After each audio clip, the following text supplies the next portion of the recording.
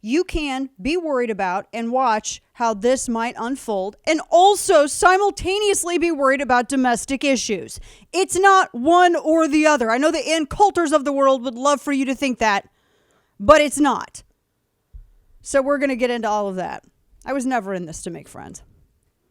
So the invasion began, and the weird... one thing to note, do you remember the video that Putin gave just 3 days ago? His shirt and tie never changed. So 3 days ago, he sent this video out, and this is what really, spurred a lot of these nations to beg for peace, and they were trying to negotiate with him, trying to have some diplomacy.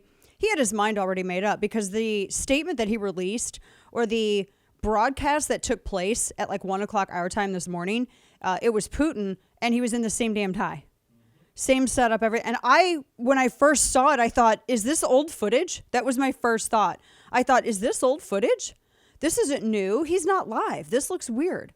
And that's because it was triggering my memory of when we saw him in this exact same tie and shirt and everything else just the other day. So in the past 3 days' time, essentially Russia, which, misled all these Western nations. He already had his mind made up.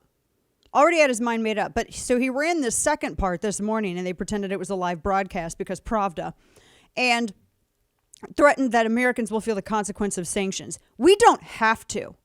If we feel the consequence of sanctions, or if we feel any consequence from Russia, it's because Biden and this administration allow it.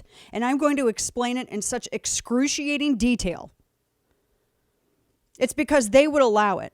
Now, Ukraine apparently shot down some Russian jets. There are a number of fatalities with Ukrainian military. Russia disabled Ukraine's air defense last night.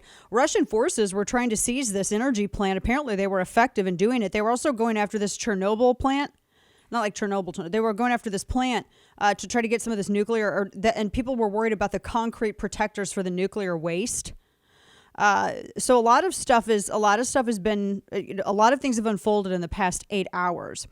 And one of the Ukrainian members of parliament, Alexei Goranchenko, had told Jackie Heinrich of Fox that he wanted to ask the United States to help provide a non-fly zone,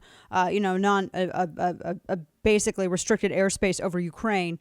He said, I understand no one will fight for Ukraine on the ground. We can fight for ourselves. We need help in the skies to give us opportunity to fight on the land. And I was reading, there was a book that I went back to read. And there's a great book by Conrad Black that gets into all of this as well, that was discussing Russia's land and air capability, and how they may have, with those forces, without the United States' on the ground involvement, they'll have an advantage on the land, but on the air, not so much. But they did take down, they did disable, I think temporarily. I don't think it's still disabled, but they did disable Ukraine's air defense there. So the United Nations, apparently Article 4 was triggered, and I'm going to explain to you Article 4 and Article 5. Article 4 was triggered, I think, by Latvia. And what that means is that these NATO nations, these NATO allies, are all going to come together and have a conversation about any kind of potential threats Russia's actions might mean for these other Baltic states.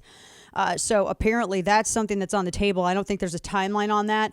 Biden's expected to speak at the bottom of this hour. We will take that live, because if we don't get any information from Biden on that, I'm wondering how quickly that kind of that confab with NATO allies when that would actually take place.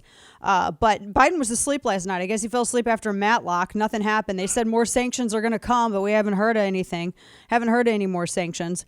Nothing like that. But yeah, this very interesting stuff. Now, one thing I want to caution you on is that you really need to be slow to reach conclusions right now.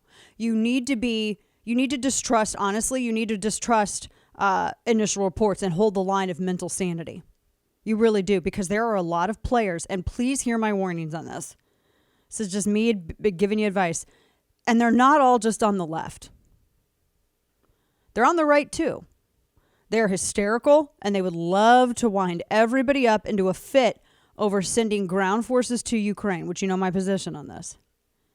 These are people who say that running guns or munitions or armament or resources isn't enough. I mean, there's a lot. And I think War Inc. is salivating. And I got to tell you here, as a mother of fighting age sons that have draft cards, and as a member of a family with multiple generations that served in wars, and as a friend to a lot of people who have served and are still serving, war is hell. War is mud, war is blood, war is pain, war is death. And too often throughout history, you have these fat cats and these closed-door meetings sitting at these long mahogany tables, people who have never had to pay this steep price themselves. They're the ones calling the shots. And I'm going to tell you something. There's a lot of tough talk out there on social media, but true tough guys don't pine for war to prove their merits. True tough guys pray that other people's diplomatic merits pay off, and they never have to prove how tough they are.